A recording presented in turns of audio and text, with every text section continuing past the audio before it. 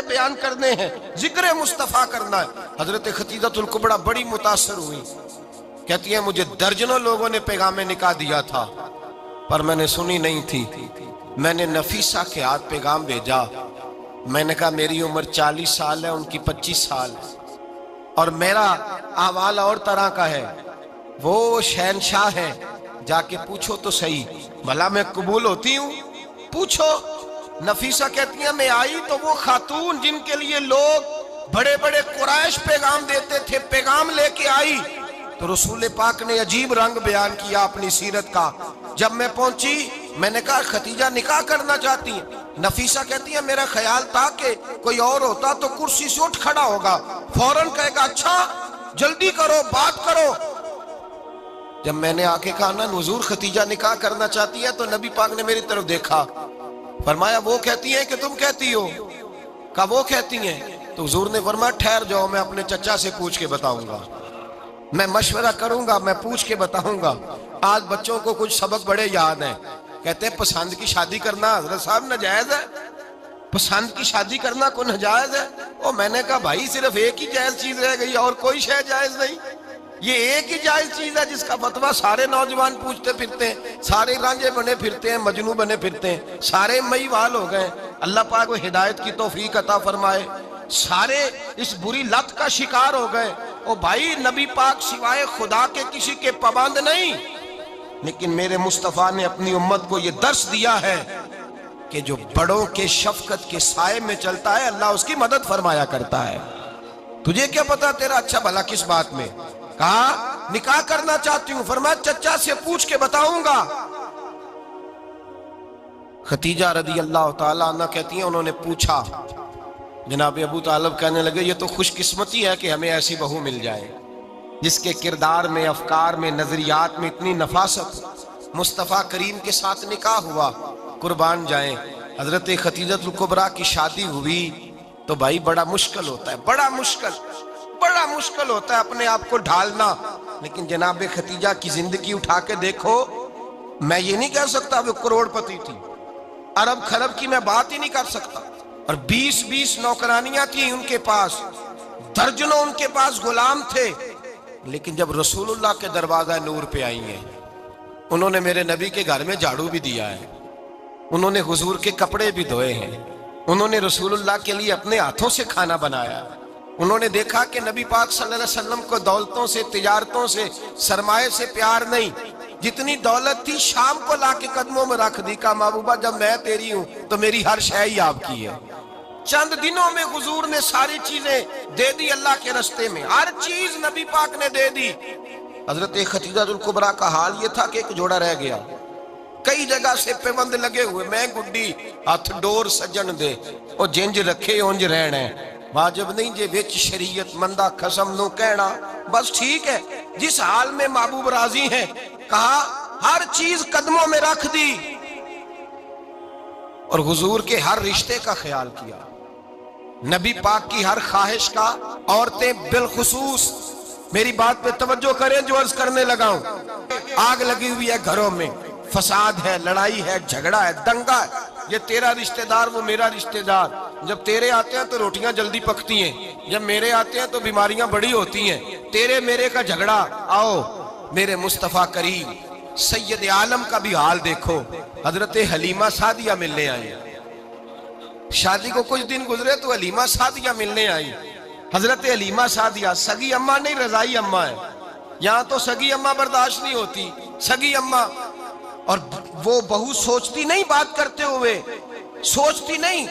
وہ سوچتی نہیں کہ کس کے بارے میں بات کر رہی ہے، اسے پتہ ہی نہیں کہ تجھے تو پلا پلایا یہ ملا ہے نا،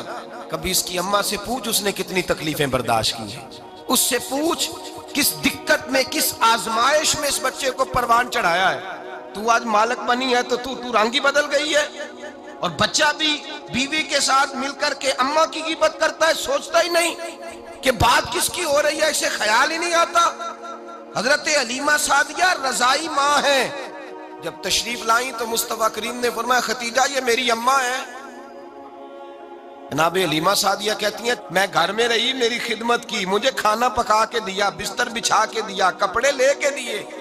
اور جب میں جانے لگی تو کہنے لگی آپ میرے مصطفیٰ کی اماں ہیں، پہلی دفعہ آئی ہیں، تھوڑا سا تحفہ نہ دے دوں؟ میں نے کہا جیسے مرضی ہو۔ حضرت حلیمہ کہنے لگی تو جناب حلیمہ سعدیہ کو 40 بکریاں اور 1 اونٹ تحفے میں عطا فرمایا۔ اور یہ جو بی بی آ کے مالی بنی ہے نا آج، جس درخت کی چھاؤں میں تو بیٹھی ہوئی ہے نا، اگر تو سمجھے تو اصل احسان اس ماں کا ہے جس نے یہ پروان چڑھا کے تجھے دیا ہے۔ اصل نیکی اس اماں کی ہے جس نے تیرے سر پہ یہ سرتاج رکھا ہے، اور تو اس ماں کو ہی بھول گئی ہے۔ اور شکوہ بہو سے نہیں، شکوہ اس بیٹے سے ہے، بیٹے سے ہے جو علیحدہ بھی ہونے لگا تھا تو اماں سے علیحدہ ہو گیا ہے، جس نے سوچا ہی نہیں کہ ماں کے ہاتھ اٹھ جائیں تو عرش کا مالک کہتا ہے فرشتوں سے کہ پیچھے ہٹ جاؤ، ماں اور باپ اولاد کے لیے جو مانگے گے میں فوراً عطا کروں گا، تجھے پتہ ہی نہیں۔ اور ادھر رسول پاک کا کیا حال ہے؟ کہتے ہیں وہ تیرے رشتہ دار ہیں، تیرے بہن بھائی ہیں، تو جا، میں تجھے دروازے پہ چھوڑ آؤں گا، تو مل ان سے، میں نہیں ملتا، میں صاحب ہوتا ہوں، میرا ان سے کیا لینا دینا۔ حضرت خدیجہ کے بھائی نہیں تھے، نبی پاک صلی اللہ علیہ وسلم کے سسر حیات نہیں تھے، 2 بیٹے تھے حضرت خدیجہ کے، اور وہ دونوں بیٹے پچھلے خامن سے تھے۔ ذرا عقل کی کسوٹی پر تولیے گا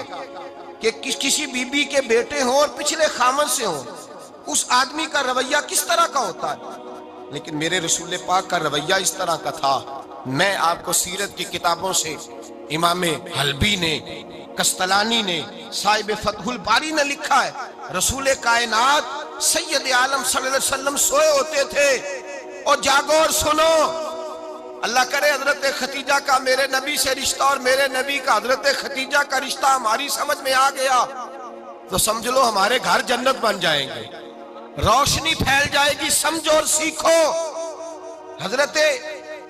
عائشہ صدیقہ فرماتی ہیں نبی پاک سو جاتے تھے نا دوپہر کو تو کہتی تھی مولا علی سے لے کر ابو بکر صدیق تک کسی کی طاقت نہیں ہوتی تھی حضور کو آ کے بیدار کرے، سوء ادب سمجھا جاتا تھا۔ اور میں ایک جملہ آگے بڑھا کے کہوں گا، میں کہوں گا اماں جی آپ تو مولا علی سے لے کر ابو بکر صدیق تک فرماتی ہے نا، ہمارا تو عقیدہ یہ ہے کہ مصطفیٰ سو جائے تو جبریل بھی نہیں جگا سکتے، وہ بھی نہیں آ سکتے، وہ بھی ہاتھ باندھے کھڑے ہیں کہ مولا کیسے جگاؤں، حضرت جبریل بھی نہیں جگا سکتے۔ لیکن حضرت عائشہ صدیقہ فرماتی ہیں میں تھی مدینے میں کے حضرت خدیجہ کے وصال، میں مدینے میں حضور کے گھر میں تھی، نبی پاک میرے گھر میں موجود تھے اور سید عالم سوئے ہوئے تھے۔ حضرت خدیجہ کے پچھلے خامند کے بیٹے جناب حالہ آ گئے اور وہ مسجد میں آ کے بولے، مسجد میں توجہ کرنا، مسجد میں بولے، انہوں نے مسجد میں آ کے پوچھا کہ نبی پاک کہاں ہے، مسجد میں۔ تو جناب عائشہ صدیقہ فرماتی ہیں حضور سوتے ہوئے بیدار ہو گئے، حضور طامت سمیٹی، فوراً سر کے اوپر کپڑا رکھا، میں نے کہا حضور کہاں جا رہے ہیں؟ فرماتی ہے میں نے 1 دفعہ پوچھا تو حضور نے 3 دفعہ فرمایا میرا حالہ آ گیا ہے، میرا حالہ آ گیا ہے، میرا حالہ آ گیا ہے، خدیجہ کا بیٹا آ گیا ہے۔ میرے رسول پاک صلی اللہ علیہ وسلم نے بی بی کے رشتوں کا جو تقدس بیان کیا اس کو سمجھیے، فرمایا حالہ آیا ہے، بیدار ہو کے خود تشریف لے گئے۔ یہ تو حالہ تھے نا، بڑے بیٹے حضرت خدیجہ کے سب سے، ان کا نام ہند تھا، اور حضرت ہند سے کوئی بندہ تعارف پوچھتا نا،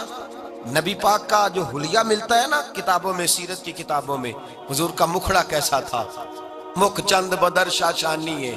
متھے چمک دی لاٹ نورانی ہے، کالی زلف تیاک مستانی ہے، مخمور اکھی ہیں مد بریاں۔ یہ جو حضور کا حلیہ ملتا ہے نا، یہ حضرت ہند کا بیان کیا ہوا ہے۔ وہ بیان کیا کرتے تھے کہ نبی پاک کی آنکھیں کیسی تھی، حضور کے جلوے کیسے، وہ بیان حضرت خدیجہ کے بیٹے ہیں۔ کوئی ان سے پوچھتا کہ بڑے راضی رہتے ہو، ہند بڑے راضی رہتے ہو، تو حضرت ہند کیسے راضی کیسے نہ رہوں، راضی کیسے نہ رہوں، میرے بھائی کا نام علی المرتضیٰ ہے، بہن کا نام فاطمۃ الزہرا ہے، ماں کا نام خدیجۃ الکبریٰ ہے، اور باپ کا نام محمد مصطفیٰ ہے، میں راضی کیسے نہ رہوں۔ حضرت خدیجۃ الکبریٰ کے رشتوں کے ساتھ رسول اللہ کا پیار، ان کے رشتے۔ کنز المال میں حضرت عائشہ صدیقہ کی حدیث ہے، جناب عائشہ فرماتی ہیں دوپہر کو حضور آرام کرتے تو کوئی آیا نہیں کرتا تھا، ایک دن ایک بوڑھی آ گئی دروازے پہ، اس نے چھڑی پکڑی ہوئی ہے، کہتے ہیں وہ اندر آئی تو نبی پاک بڑی تیزی کے ساتھ اٹھے، حضور سید عالم نے قریب بٹھایا، دیر تک حضور باتیں کرتے رہے، دیر تک گفتگو ہوتی رہی۔ فرماتے ہیں حضور نے اسے کوئی اضافی وقت دیا. عام صحابہ اس وقت آتے نہیں تھے، حضور کے آرام کا وقت تھا، اضافی وقت دیا نبی